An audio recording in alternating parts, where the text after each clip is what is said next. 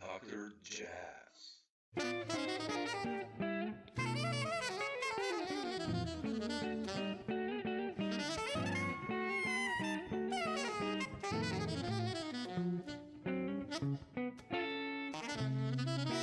Hey guys, Dr. Samo here. Jazz. Thanks for checking out the channel and its contents. And if you feel like it, please do subscribe. Thanks so much. Enjoy the video. Bye. Man, thanks for finding the time. Appreciate it. No problem, my pleasure. So how this began? What make you think about me? Who recommended me? Oh, I've done this talk with so many guys you played with, and I have you on so many records, obviously. And come on, the first time I remember the first time I heard Inner Voyage, I think that was the record that did it for me, like with Gonzalo. And I was like, Wow, dude, wow, that promenade tune, with the brushes. man, you, you are the second person in the last, I think, 7 months that mentioned that tune to me because I was in San Antonio, Texas last year, and the guy who brought me to the school for the master class, he was a trumpet player. Uh, and he said to me, man, when I heard you playing on Promenade, Yeah, that was it. And I said, but how come? Because he's an American, but he's a Latino, Mexican American. And he said, no, no, no, that was what captured my attention. yeah, Said Promenade. So now, a year before that, you mentioned the same tune.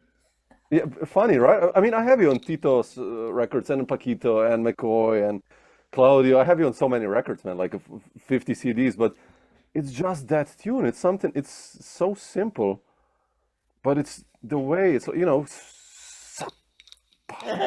and those breaks, which are like a quarter note breaks, fuck, and then it's just like, oh, dude, Thank you, man. yeah. Thank you. What was the energy then? Since I mentioned this record when you were making that record, because that's also for Gonzalo. That's something. There's something special about that record. I don't know. Just Yeah, explain it. the energy was very good because that was the first album Gonzalo recorded for CBS. Um, and we were excited about recording the album. Also, Michael Brecker was part of the album. He played on two Yeah, tunes. Uh, I think it was different because Gonzalo has been knowing was known up to that point for complicated music and playing a lot of notes, blah, blah, blah, and that album is so quiet. It's so good. That's yeah, one of the albums that I like the most. Yeah, yeah. but so it was great. It was great. We were excited about being in the studio and recording the music. Yeah, you can feel it. Also, that Yolanda Anas, the first one, man. I mean, the Oh, entire album. Yolanda. Oh, And yeah, Yolanda Nas. And then I play with brushes, but I play the pattern of a Cuban genre danzón. yeah, yeah. It's so good, man. It's really Yeah, thank such a you. good record. Thank So you. beautiful. I like you like my playing there. Oh, incredible. Like, how was it like with Brecker? Did you play with Brecker before already in the 80s, by the way, since you mentioned Michael? Maybe at a jam session in the 80s, but I never played with him. No, I never was part of any of his bands. But probably we play at some jam session, probably at the club that the him and Randy Oh used yeah, to own in New York, the Seventh Avenue South, or on another festival or jam session.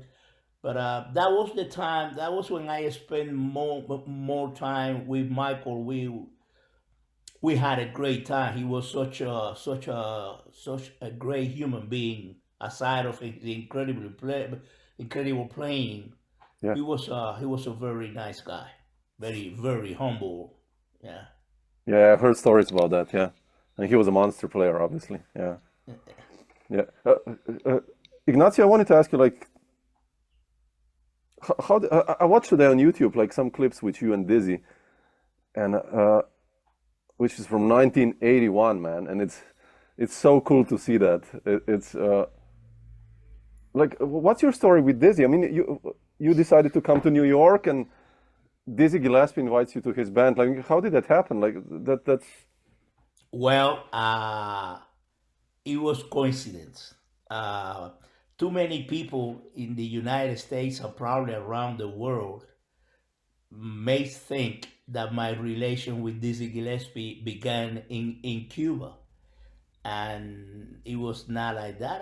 I arrived to New York, and through my friend, my mentor and friend, Mario Bausa, he was the one that recommended me with Dizzy. And actually, I don't want to talk too much about it because I think by the end of this month or by the beginning of March, uh, my memoirs are gonna come mm, out. mm, So everything is there. okay. But to make long story short, yes, no, I didn't know Dizzy. It happens that one night he needed a drummer, and he went through his phone book, called a few drummers, and all of them were busy. And then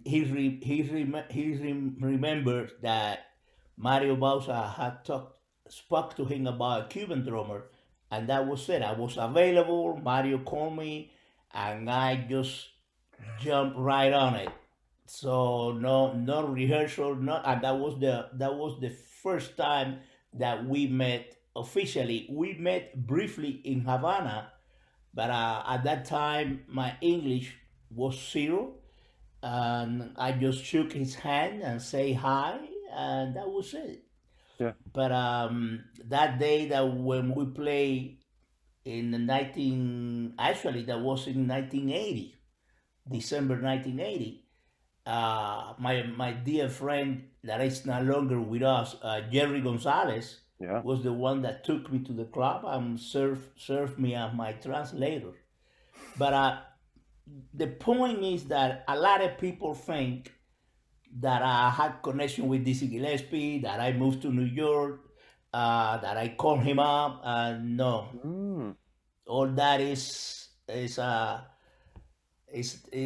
not true. yeah. It's a fantasy, but people put that together. Oh yeah, Ignacio for sure. He met Dizzy when Dizzy went down to Cuba in 1977, and then when Ignacio decided to move to New York, he called Dizzy. None of that, none of that. But the real story is Yeah, yeah. coming soon, cause yeah, I'm it's looking coming. forward to the book, man. Um, Fantastic.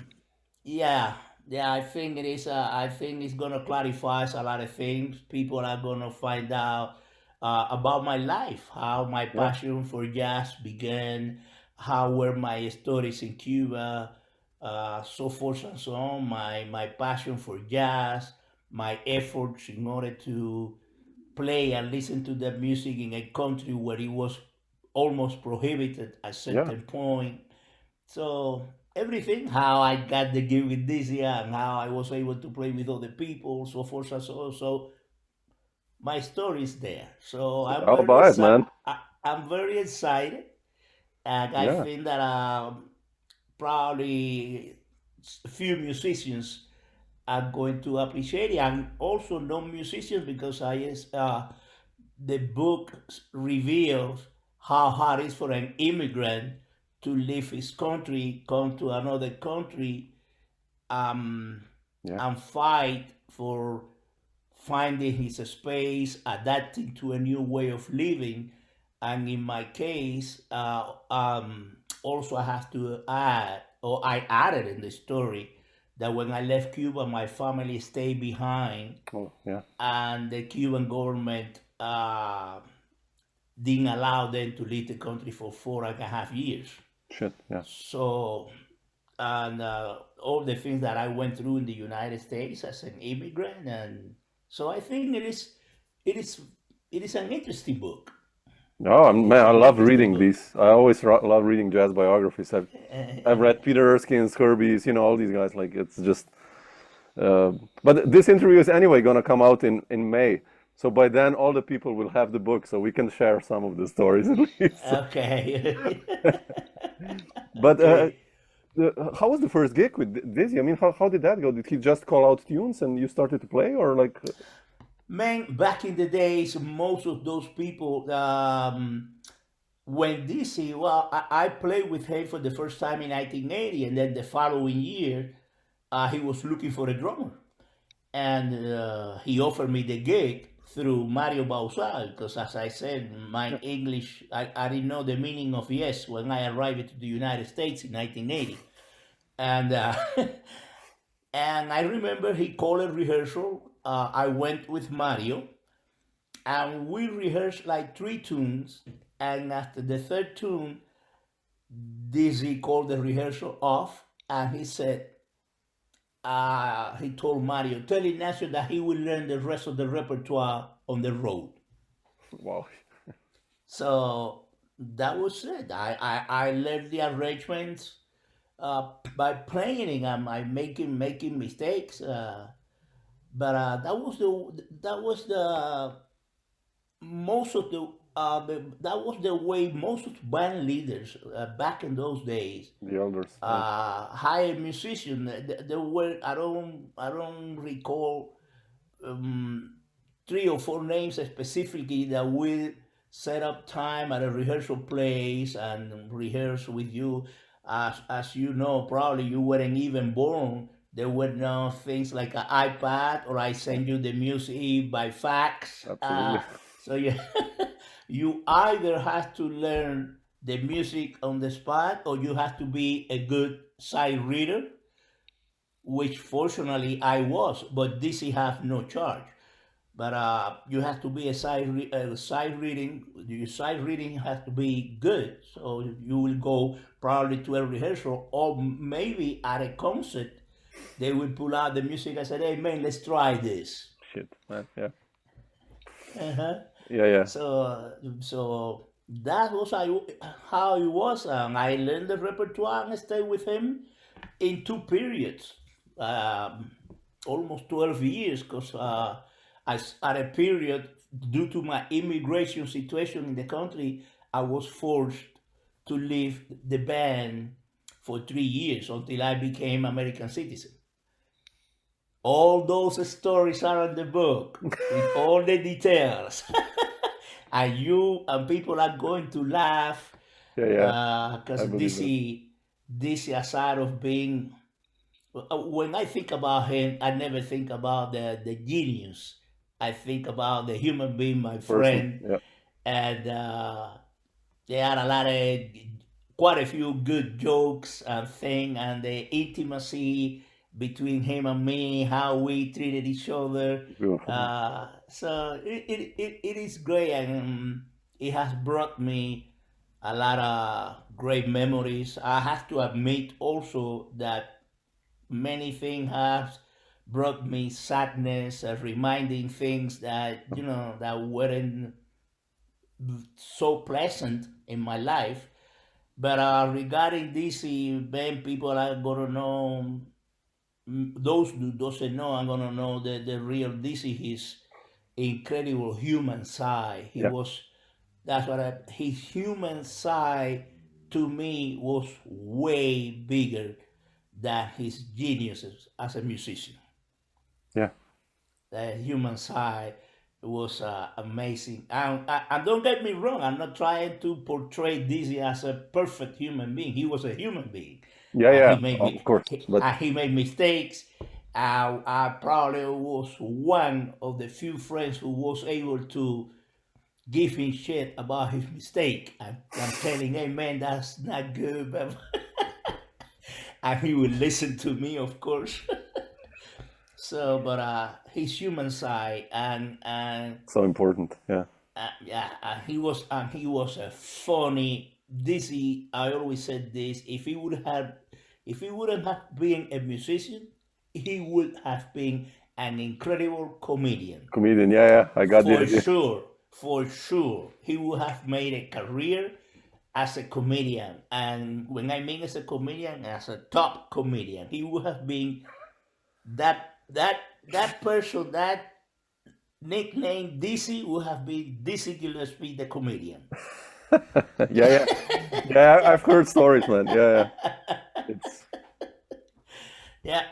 but that's great, right? To be on because you were on the road so much with him. I mean, that really helps if a band leader is not an asshole and but that he's really a nice guy. I mean, especially to Oh, younger musicians, that's the best. yeah, yeah. Now we and the whole band, every band that I was with Dizzy, especially the small groups, Yeah, we all were like a family. We had to be a family. We were on the road almost 300 days of a year. that's yeah. 300 days of a year we were on the road. So we had no choice to get along. Yeah, Yeah, we were a family. We spent more time among ourselves than with and with our family. family. Yeah, yeah. But every band, we were we were a family, a family that had a good relationship. That's so important. Yeah. Yeah. It's funny, like, yeah, 300 days nowadays, you're lucky if you get 3 days in a row for like, Well, you know. the world has changed. Yeah, I remember years ago, I ran into Carl Allen somewhere. I think in New York we were talking, and then uh, our friendship began. Carl Allen was playing with Freddie Hubbard, and I was playing with Dizzy, and we ran into each other so many times. And then Carl Allen told me, Ignacio, do you remember those days when we used to go out for 4, 6 weeks to Europe? Yeah, oh yeah, Carl. Said now we go out for 4 days and we call that a tour. yes. Yeah, I'm going on tour to Europe for 4 days. Back in the days, we used to go out for four. And as a matter of fact, my first European tour with Dizzy was for 6 weeks. We went to Europe for 6 weeks in 1981. And the tours were like that, yeah. 3 weeks, 4 weeks. I think the only one we did for 6 weeks was that one in Europe. But we would go out for 4 weeks, come back home for 2 or 3 days, and go back out for another 3 weeks. And he wasn't never. This he never stopped working. So much energy, yeah. No. Incredible. Yeah, he was booked. I was able to tell you today. I knew today where I would be playing February 7th of 2027. I had that already in my book. Yeah, that was different times, right? I mean, that's insane. Yeah, it's you. How did you? I checked some of the records I have you on, and like from '81, I have you on a McCoy Tyner record. Oh yes, La Leyenda de la Yeah, Hora. and then like on a Paquito record. So you were out like for 6 weeks or even longer months with Dizzy. How did you then start playing also with all these other guys? Well, no, because those records were done before I went on the road with Okay. Dizzy. Or probably, I think McCoy Tyner record, maybe I was in town for a few days. It was a coincidence. But the album I did, the first album with Paquito, that I don't know, it's not available anymore. I don't see it. His first album for CBS, I was not still part of this Gillespie group. I think Oh, that okay. album was recorded probably early between January, February, March of '81. So I went on the road I started playing with Dizzy August '81. Yeah.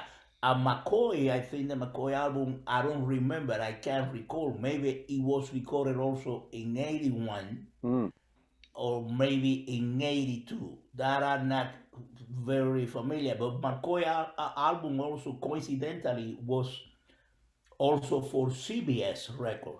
The same, In yeah. fact, it was his first album on that label, on the Yep. CBS label. Yeah. Yeah. How did these people find out about you, like McCoy and Paquito, when you moved to New York? Because seems like you immediately got gigs and people started to Well, call man, you. yes,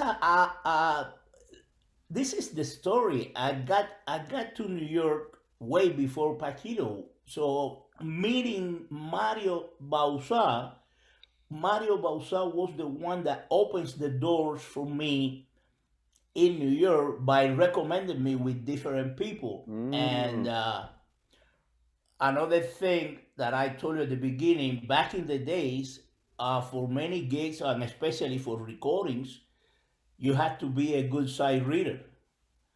And I used to be a good one because for 5 years I did that in Cuba almost every day of my life. oh, wow. I became like the first call for the only studio that existed in Havana back in the days, a Graham, and the ability of doing that every day, that helped me tremendously. So I was, without sounding arrogant, I was a very good sight reader Yeah. back then. Back then, and now I have lost that ability. So my sight reading helped me a lot. So Mario recommended me. I started going to different recording sessions, and word of mouth, musicians started talking, Yeah. and my phone started ringing. So I got to New York in June, and I think Paquito got to New York like October of 1981. So when he arrived to town, when he got in town, I was already well connected and recording with Chico Farrier, with a Oh, lot of yeah. people. Wow. Amazing, man. But Mario Bausa was the one that Helped you a lot, yeah. spread, and also another friend that his name was also Mario Rivera. Yeah. Mario Rivera connect me with a lot of jazz musicians because I played in his band. Uh, all those stories are in the book. Oh, those, but yeah, that's how I got connected in New York. And as I think it is like that nowadays. Word of mouth. When Yeah. you arrive to a place and you do something that people like, the word goes around. Hey, man, there is this guy. Hey, there is this Cuban guy. There is this Cuban guy, and he brought this. I brought to the United States that rhythm, that la orquesta, los bam songo. So that became a novelty among drummers, percussionists, and also at the same time the percussionist Daniel Ponce. Yep. We team up Yep. with Paquito, You were with Paquito, yeah. on McCoy's Tiny album. Anyway, we used to play every Tuesday at a club, at a place in New York called Soundscape, where every Tuesday, I think, we used to do like Latin jazz jam sessions, and that became way famous in the city in 1980, 81, Wow. 82. I think we did it like for 2 years or three, and everybody used to go to Soundscape to see the Latinos play. So we gathered a bunch of Latin musicians: Andy Gonzalez, Jerry Gonzalez, Mario Rivera. Michel Camilo made his first steps Really? Oh, into man. it That's into amazing. Soundscape because Mario Rivera invited him. Because Michel Camilo used to play on a Broadway show called Dancing. He used to be the pianist of a Broadway show called Dancing, and I think when he got to New York at some point, he met with Mario Rivera, who was also Dominican, and Mario Rivera brought him to Soundscape, and that's how Michel Camilo got inserted into the Latin jazz scene in New York, and the rest is history. History. Yeah. Incredible. But yes, There were so many gigs also, right? In the early 80s in New York. Like, a lot of them. Amazing, man. Yeah, A lot of so many people told me that. Yeah. a lot of them. There were gigs all over the place. And I also have to mention, I played like for a year and a half with a Cuban charanga formation, an orchestra with violins, flute that plays traditional charanga music, cha-cha-cha, dance songs. And we used to work a lot, a lot. So between doing the jazz gigs, between doing the recordings, between playing with the charanga, between playing, man, it was a non-stop. Wow. It was a non-stop playing situation. Yeah. There used to be clubs everywhere, everywhere. And of course, the money was not that great, but the subway just cost 50 cents. Yeah, the rent was low, everything. Yeah, yeah, sure. Yeah, now the money is the same, and the subway costs almost Exactly, $3. man. That's actually not far from the truth, to be honest. No. No, I'm being honest. yeah, yeah, I know, I know. Now in New York, people are making the same famous $100, Yes, $150 when you get a great gig, $150, but the subway costs $3. The rent went way up. Gas prices are outrageous, and food, everything. I don't know how people are being able to make it. yeah, Well, I know, some musicians live 4 and 5 in a tiny apartment, yeah, yeah. so forth and so on. But yeah, but going back to what you say, yes, tons of clubs, tons of clubs. We used to pass gigs among drummers. Drummers used to call each other. Hey man, what are you doing? Can you do this for me Tuesday? Yeah, most of the time we drummers pass the gigs into each other Yeah, yeah, because there were a lot of them. man. Yeah, that's amazing. Ignacio, where does the jazz side come from you? Because obviously you didn't come just, as a Latin drummer. You did obviously played with all the greats of the Latin scene, from Tito to Paquito to everyone. But then you have this amazing jazz side, which one would not think, right? I mean, but you're incredible. Your swing, where does Thank that you, come from? man. I don't. Well, I'm gonna tell you.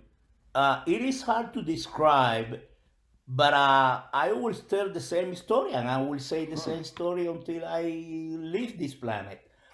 Uh, when I was 10 years old, I heard a Nat King Cole album with no drums. Yeah, with Oscar Moore on guitar, and yeah, Yeah, my father used to be a violinist, and he used to like jazz, and he was a fan of Nat King Cole.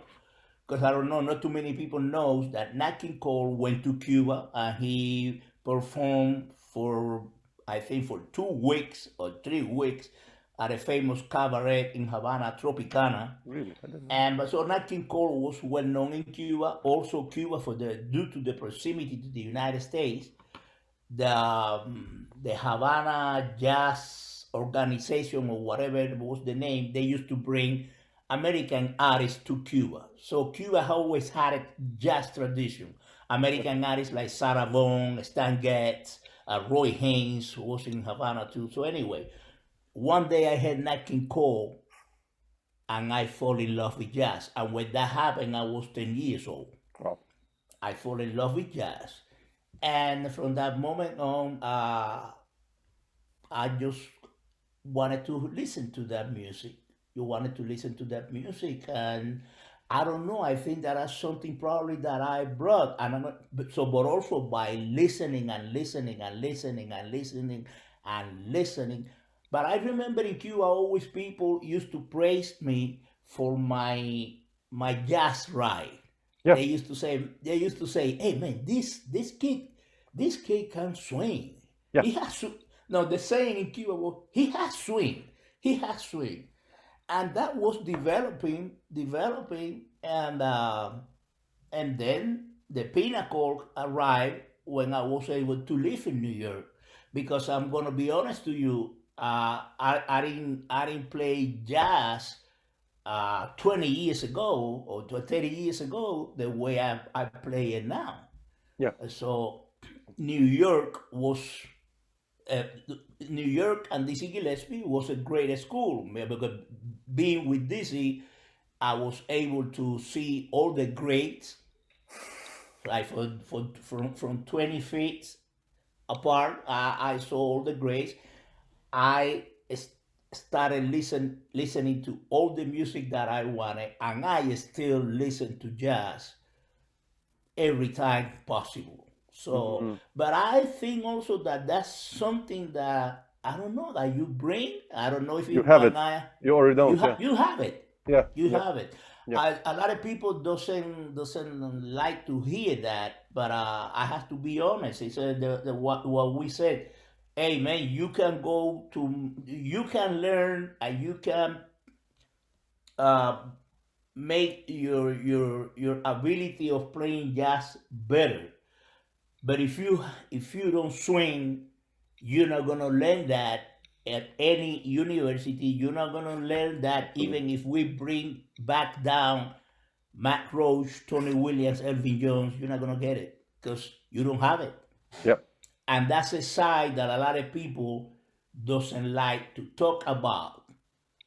Doesn't like to talk about, but It's true. Yeah. you have it or you don't. Not just in jazz, in Afro-Cuban music, in funk, in pop, in rock. Um, Yeah. Not too many people can play rock like Ringo Starr, Absolutely. Yeah. Or John Bonham or whoever. You know. John Those guys. Bonham. Yeah. Hey, Sure. you Yeah. have it or you don't. You may have all the chops in the world and you know how to play that upside down at any given moment. But if you don't have it, you don't have it. Yeah. So that's what I think it happens to me with jazz, and also my passion. My passion. My passion for that music. That's my passion. A lot of Mhm. people, "Well, Ignacio, Afro-Cuban music." I said, no, that's my heritage, and I know Mhm. that, Yeah. and I know that. But my passion, playing straight ahead jazz, playing straight ahead. And also, I tell people, if you have it, you have to do your homework. Absolutely. Yeah. You have to do your homework because jazz, some people call rules. I don't call it rules. Every genre has a vocabulary Yeah. that you should learn if you want to navigate into that genre. It's like a Afro-Cuban music. A lot of people think that it's just laughing and doing this and that you're playing Afro-Cuban music. No, that has a vocabulary that you need to know. You need to know how that ship navigate. Yeah. Brazilian music, any other. I I always also make this analogy. You don't play Tchaikovsky the same way you play Stravinsky. Yep. You don't play Chopin the same way you play Debussy or whoever. Debussy. Yeah. Yep. Even in the classical world, I always tell this to my students when I go to universities. Is when a professional pianist have on his agenda that 6 months from now is going to play Tchaikovsky concerto with Vienna Symphony Orchestra, that person probably 4 months, if not the 6 months before, start playing just Tchaikovsky Yep. and hire a teacher to correct a lot of things, expression. A lot of people doesn't know that, and I said, yes, man, because they are going to play Tchaikovsky. Yep. And so if you're gonna play jazz, if you want to play different genres, you should learn how to navigate in that on those genres. Yeah. Absolutely. So that's something that always, for me personally, has been paramount. Yeah. First, my passion. Second, to me, the way I see it, showing respect. I live in the United States, and if I want to play with the guy that plays that genre, I should not be disrespectful to them. I have to show them that I did my homework and that I know how to navigate in their music, Yeah. which for me is a pleasure because their music is my passion.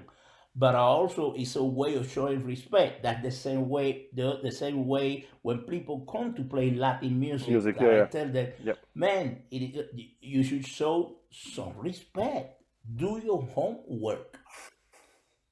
Do your homework, because when you come to play with me or with any other Latino, if you come not doing your homework, we have to bring our playing way Long. down Yeah. to accommodate you, to be Yep. at your level, and then stop being an enjoyment for me.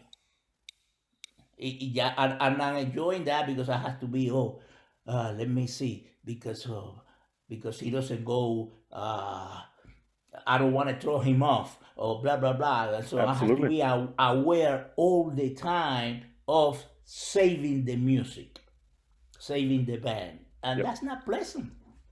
Yep. Yeah. But anyway, thank you Interesting. for your praise about my story that I had just playing. I Oh know man. a lot of that's one of my greatest satisfaction is being able to come to the United States and gain the respect of more almost, I don't know, maybe some people hate my playing, but a lot of a lot of my colleagues and the masters that are not any longer with us, they praise my ability to swing, Yeah. and Yeah. that to me that's my biggest Grammy, my biggest Oscar. It means everything for me because I'm from Cuba. Yeah. And Yep. and the thing, the stereotype is that if you are Cuban, if you are a Latino, you have to play conga drums, you have to play bongos, you have to play timbales, and that's the only style you can navigate Yeah. the Exactly. Latin world. So for me, being able to, hey, even Brazilian music that I love, being able to record 2 albums with Claudio Roditi Oh playing man. Brazilian music, Sure. that was a huge compliment for me. That Slow Uh, Fire record, man. I love that yeah, one. That's such a good and record. but what people doesn't know is that I did my homework since I was in Cuba, listening to Ailton, Flora, Don Ruman. When I got arrived to New York, I used to go and see the great Portinho, the Duca da Fonseca, hang out with the Brazilians, and absorb their culture. Yeah. Yeah. It's not something a lot of people think that it's something that you put on a microwave 5 minutes and it comes out ready. No, yeah, a lot of cooking, A lot of a cooking. Yeah. Absolutely. A lot of homework. Yeah. lot of homework. A lot of Yeah, homework. I mean, you can hear that on codes, like Matrix and Woody and you. I love that version of you that you did of Woody and thank you, you, and your thank drum you very solo there, much. man. Ooh, Thank you so very cool. much. How did that Thank you. record happen, Codes? When did you decide? Like, because that's your first one, I think, as a band leader. And My first album. Well, yeah, how did that happen? well, it happens because quite a few friends and my wife, they started pushing me. Ignacio, you should do an album. But what happened, man, is that I didn't want to, since I wanted to record an album where I would be able to play straight ahead jazz. I thought that my bebop playing was not at the level Okay. I wanted it to be to record something I would be proud of. Of course, I'm gonna record Afro-Cuban music, but I want to make emphasis also on the music of my passion. So that's I don't want to do another Latin jazz album playing Stella by Starlight, Yeah. Yeah. Ornithology, All Blue, with a Afro-Cuban feel. there are quite a few of them up there. So I didn't want to do that. So that's why it took me until 2026 Yeah. that it was a very difficult period, because during that period, record companies started to record less artists and less artists, and also brought their budgets way down. And the other thing is that record companies, and I'm not blaming them for this, record companies always were skeptical about recording a drummer, because historically drummers don't sell. Don't sell. That's historically. Drummers don't sell. Maybe also because companies didn't support them the way they were be supported in order for the record to be out there, sing and push the record. Drummers, I think that soul record, Blakey, because Art Blakey did, yeah. Jazz Messenger were an institution. Irving, because Coltrane, but even Tony Williams was not a good seller. Yeah, I know, yeah. No. Tony Williams was not a good seller. Buddy Rich was not also a good seller. Even Max Roach probably not, yeah. Max Roach, I don't know. Yeah. So anyway, that's the main reason why it took me so long to do that, is because I wanted to present an album that I would be proud even after I leave this place. So that's why. Yeah. And then I put the, actually it is funny because I recorded the album with my own money. Oh man, shit, really? I recorded the album with my own money. My wife and I put a second mortgage on our house in Miami, and I went to got the musician, went to the studio, and I paid for everything. And then after that, started looking for companies that would take my record. I sent it to almost every company that existed back then in the year 2006, and nobody replied. The only one that has the courtesy of replying was Marsalis Music. Marsalis Music was interested in the album, but they asked me to wait another year, because that year they were putting out two drummers albums, Jimmy Cobb and Michael Carvin. Oh shit, okay. So I was lucky that Bruce Lombard one day told me, "Hey, I heard that you recorded an album." I said, "Yes." I said, "Why you didn't send it to me?" It didn't occur to me, not even occurred to me to Blue Note, to waste my money on an envelope and a stamp sending that to Blue Note. Because I said, no, that's going to end up on the pile of things that they don't listen to. But Bruce Lombard wanted to hear the album, and after a struggle, because some executive from the company didn't want Bruce to get the album, but Bruce was persistent and was able to convince them, and that's how Codes ended up on Blue Note Records. Thanks to that Bruce Lombard, he loved the album. When he heard the album, he fell in love with the album. Yeah. But it was a difficult period, and I took the my wife and I, we took the risk. And I always been open about this because I like people to know the truth. You know, because there are a lot of people that think that our careers and our profession, that everything is like Disneyland. Yep. Oh, so easy. Oh, Ignacio was signed by Blue Note. Yeah, it's you like, got $30,000 and you made it. Was signed by Blue Note, and was signed by Blue Note. But thanks God the album was well done, and Lombard, who was a connoisseur of jazz, and he made so great things for jazz, he fall in love with the album because if Bruce Wu has said, I don't like it, I was in debt anyway. I had to wait for another year for Marsalis Music to put it out. Yeah. So we took a big risk. Yeah. You know? Yeah. Band leading, man. I know it's a great record. I love it. Thank you. Opening with Thank Matrix, it's like, poof. It's like, whoa, dude, what's happening? Thank you. Beautiful. Actually, people, that's the album. I have 3 albums. The second one, Yeah. practically nobody knows about him, about the album, Heritage and Passion. Yeah.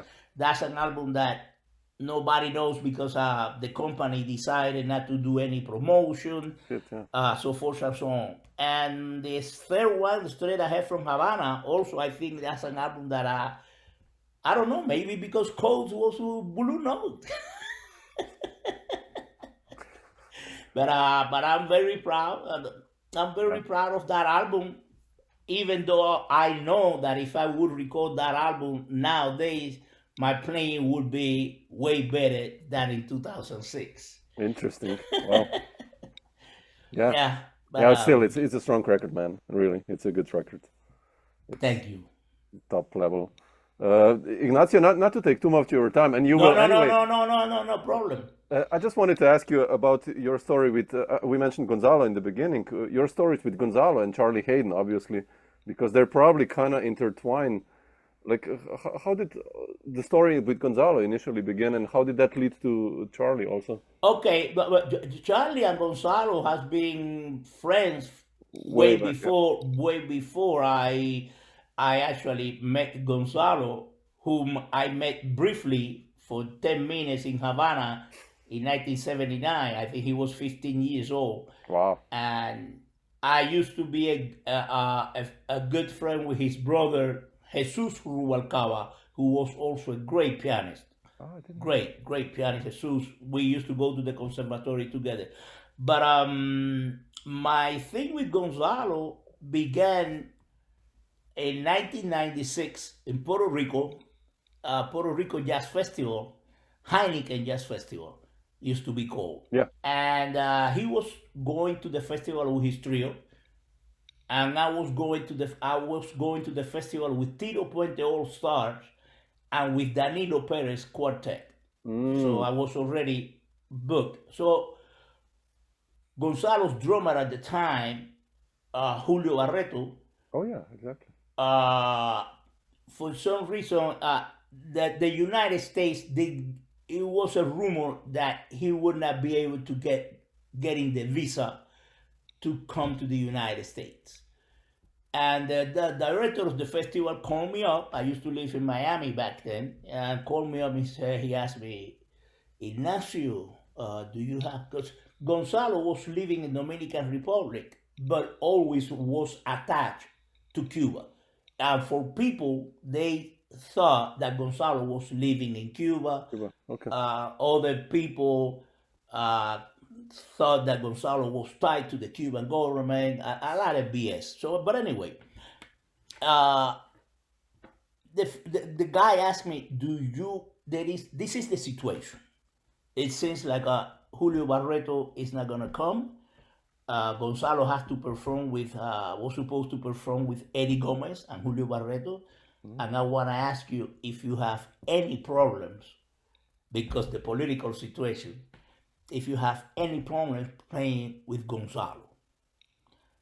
And my answer was immediate. It was fast. I said, no. Ask Gonzalo if he has any problems playing with me. I have no problem playing with him. Yeah, I have no problem. I don't care because prior to that, a month before, Gonzalo was doing a tour in the United States, and he played in Miami, and the people in Miami made a huge event outside the theater repudiating Gonzalo's concert. Really? It was awful. It Wow, was awful. man. Yeah, it was awful. The Cubans in Miami, that he was representing the Castro regime, blah blah blah blah blah blah blah blah blah blah. Wow. But I said, oh, no problem. So I went to Puerto Rico and played with Gonzalo. That was the first time we played. And then I went back home, continued my life with Tito Puente. And actually, at that time, I was already looking for a place in New York. I was moving back to New York. And Gonzalo's manager called me up like a month later and asked me if I wanted to do a tour with Gonzalo as a trio with Brian Bromberg on bass, playing a standard, blah, blah, blah. And I say, yeah, no problem. To make long story short, I started getting calls from Gonzalo's manager offering me gigs that I said, well, if I'm going to be playing with Gonzalo, but at that time, Gonzalo already had moved to Miami, and people didn't know that. I mean, to Florida. They said, well, it makes no sense for me.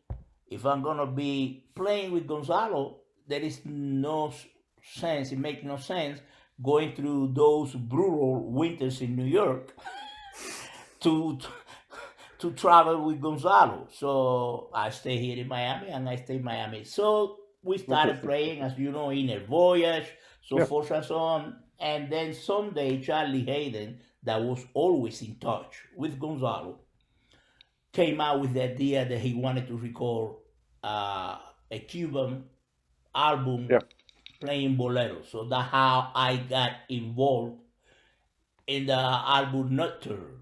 Yeah, it's a beautiful album, man. It's because Charlie and Gonzalo friendship, him and Jack DeJohnette recorded an album in Montreal many years ago. I think it's called The Blessings. Yeah.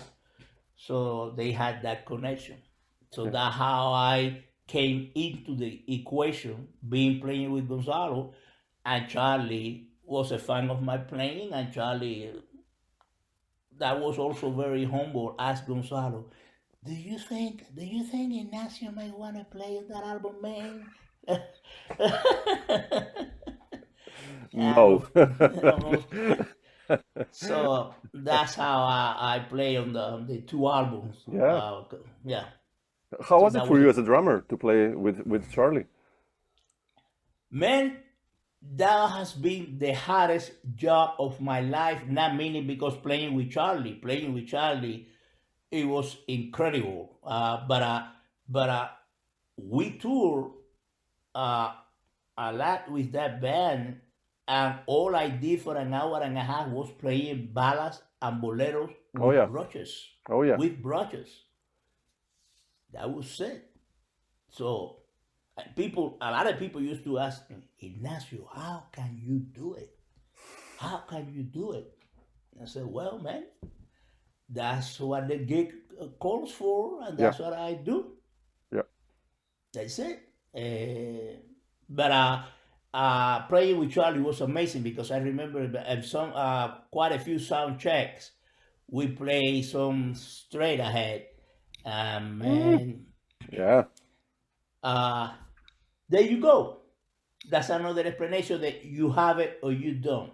As everybody knows, Charlie Haden was not a guy that had chops. Yes. He was not a flashy playing. But remember the feel? Wow. That was intense. Yeah. That was intense. Obviously, he had it. Oh man, absolutely. Yeah. That's something that came with him. Absolutely. You can develop that, but if you don't have it, you don't have it. Yeah.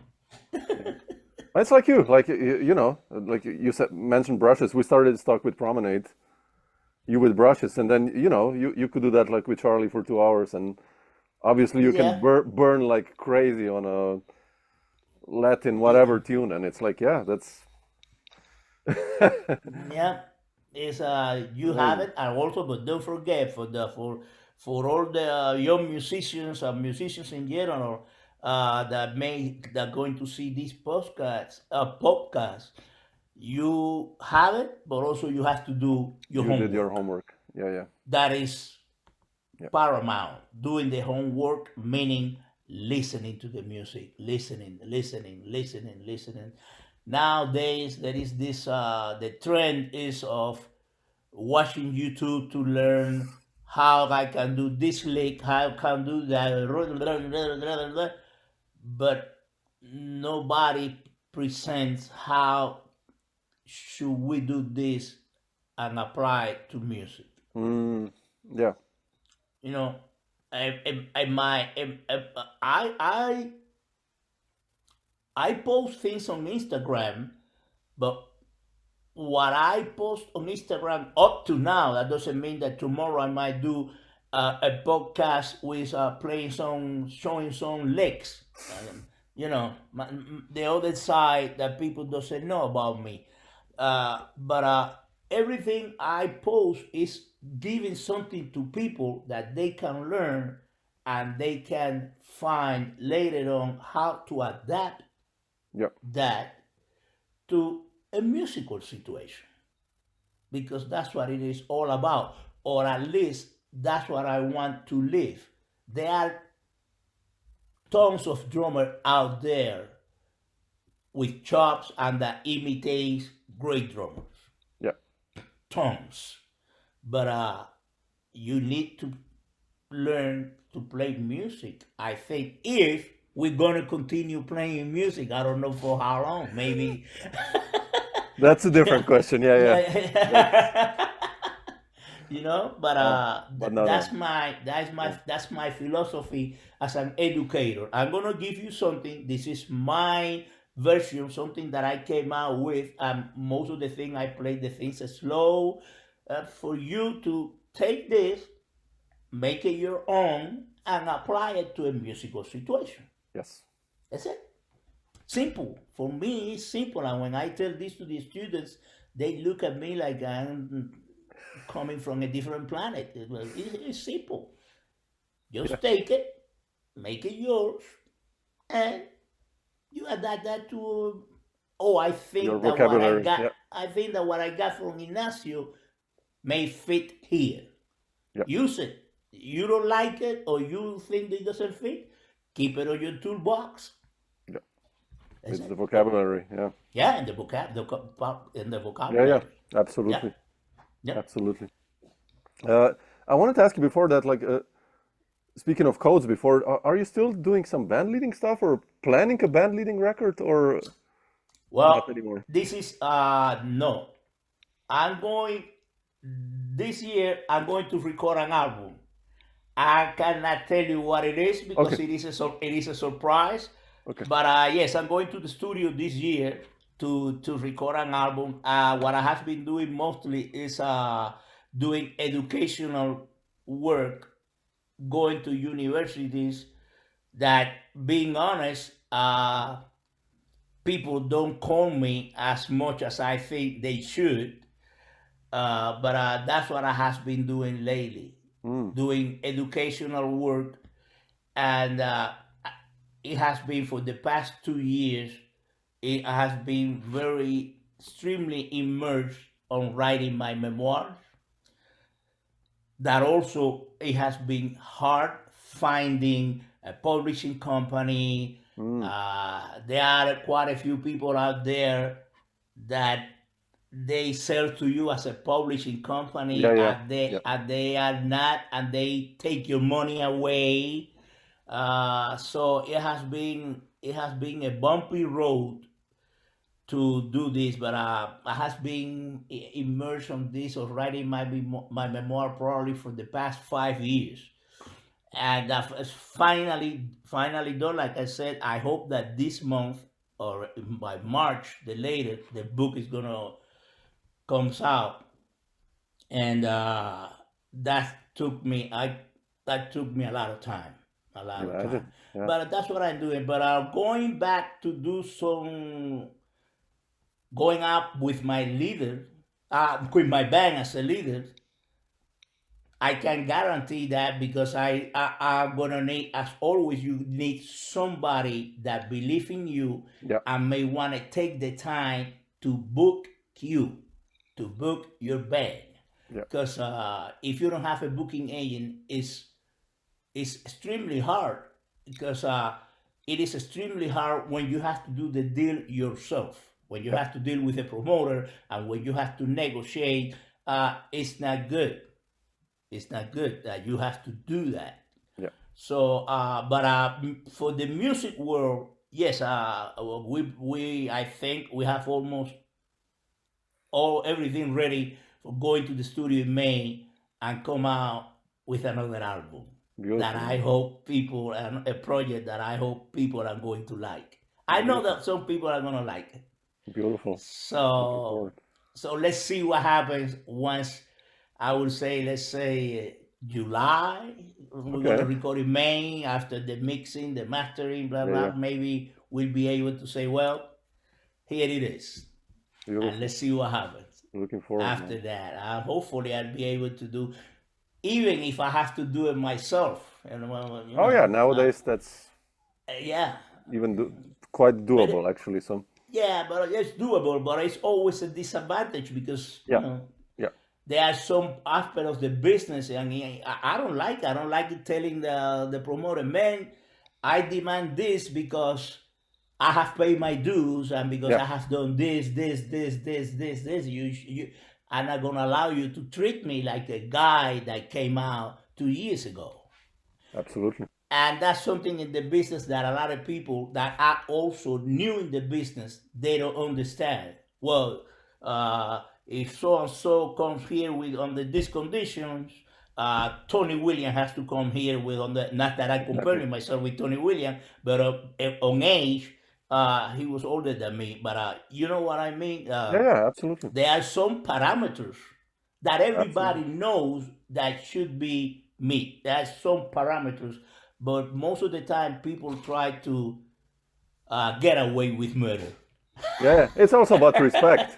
It's also about respect, It's also about respect, but and that's something yeah, that it is lost nowadays, man. yes, Respect is yeah, we're gonna have to erase that word from the dictionary.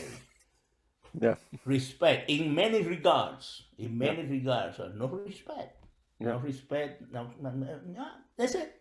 That's the yeah. way. That's the That's the way it way. is. Yeah, yeah. Ignacio, are you coming to Europe, by the way?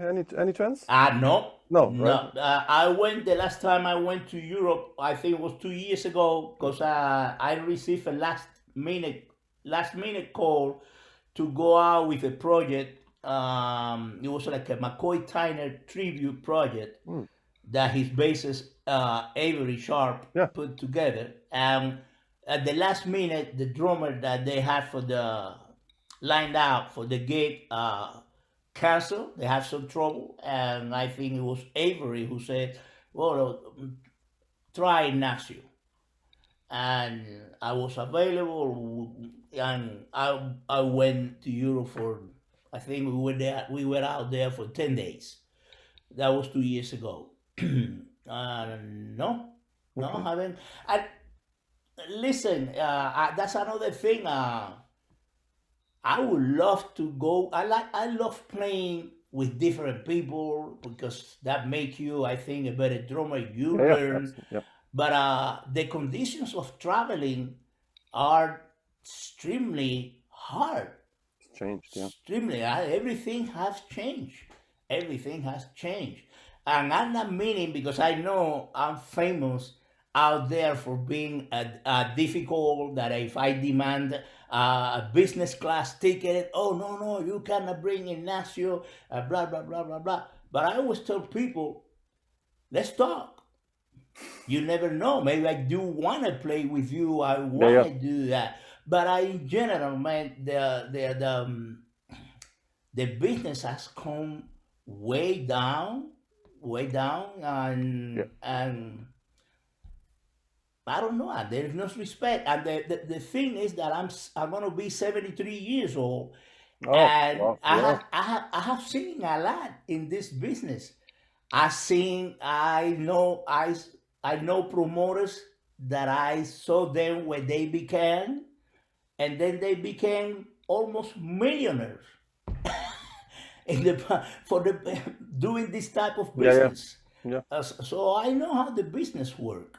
But anyway, uh, no, I'm not doing any traveling to Europe mainly for that, and also because people doesn't call me. I know that it's hard nowadays, but we might negotiate something and say, "Hey man, if I want to fly business, pay me, pay my coach ticket, full fare, and I put the rest of the money, and I pay my business Yeah, class yeah, if I want, yeah, or I pay my, I don't know, what is the name of that category now, yeah, economy yeah, plus yeah. or whatever, Whatever. you Yeah, know. But I'm not gonna go to Europe back there as a sardine can, yeah, yeah. and Absolutely. Yeah, yeah. I hear because you. because I'm 73 years You're old. 70. Yeah, yeah.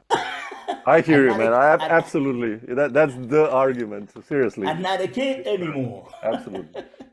Absolutely. Maybe when airlines thinks about human beings and make the coach class the way it used to be years ago, Yeah. with leg room and the seats are not like a Terrible, iron man. board. Maybe when they take some conscience about humans, Yeah. I might be able to go to Europe. And I think that by then, when that happens, I may be 93. Exactly. It's true. But yeah. No, no. I hear you. I hear you. Where Yeah. part of Europe are you? I'm in Slovenia. Slovenia. Slovenia. Slovenia. I Slovenia. did you play?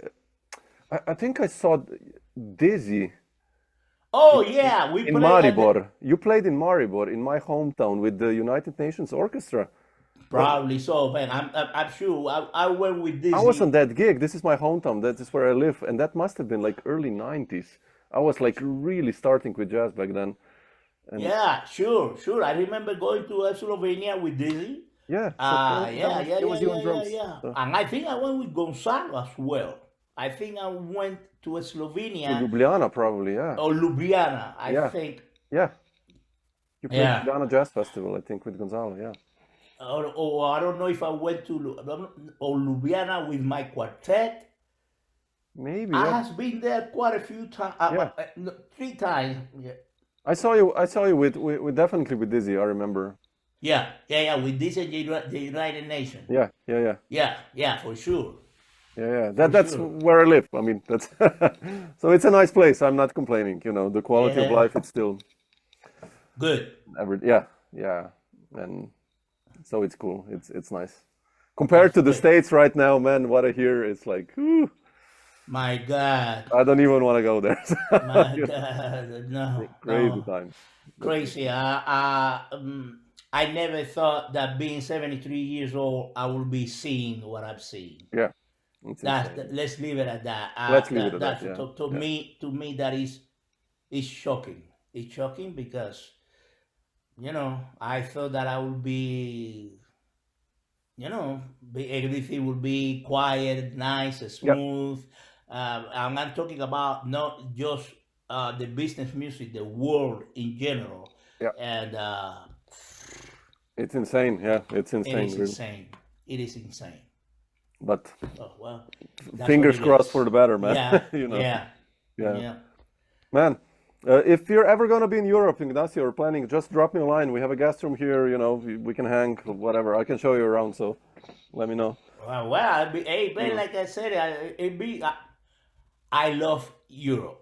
I love, and I said, and I love playing, and so let's see what Maybe. happens. But definitely, if I have any trips to Europe in the future, I will get in touch with you. Let me know. Let me know.